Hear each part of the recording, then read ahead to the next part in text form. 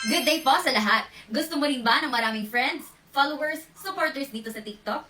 Dahil gusto mong mag-live selling, mag-affiliate, mag-live seller, mag-live stream at kung ano pa?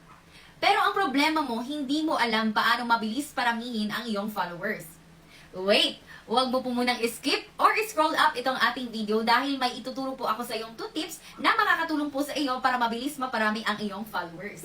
Bago ko po ituro sa inyo ang ating 2 tips, mega love shoutout kay Ate K Cutie Finds. Ang sabi niya, legit po ito. 1K lang ako before, pero ngayon, nasa 3K plus na. Kaya thank you po Ate Camille and Kuya Jeremy. Araw-araw po akong nakatambay sa live nyo. Sana soon, isa na din ako sa mapapaakyat nyo.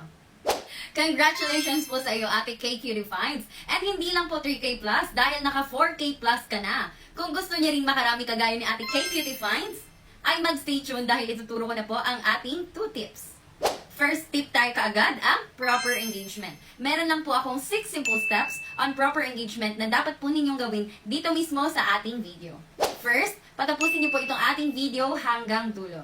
Second, kung hindi ka pa po naka-follow sa akin or hindi mo pa po ako kaibigan, ay i-follow or kaibiganin mo na po ako. Pindutin mo po itong maliit na plus sign para maging updated ka po sa ating latest video contents and live. Don't forget to hit the notification bell sa aking profile para maging updated po kayo palagi sa ating live stream.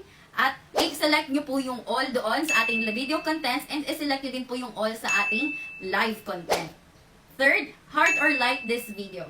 Fourth, mag-comment po sa ating comment section na #PowerVest or any experiences po ninyo sa loob ng ating live kagaya ng ginawa ni Ate K Cutie, or kung meron po kayong tanong at alam ko po ang sagot, ay sasagutin po natin yan.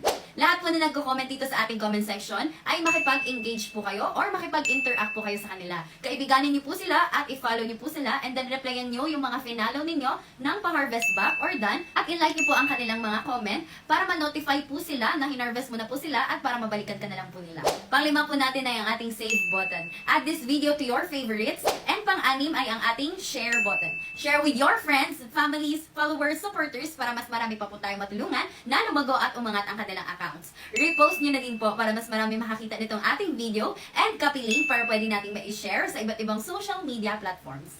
Dumako naman po tayo sa aking second tip kung saan mas mabilis po kayo doong makapagparami ng friends, followers, and supporters. Paano po?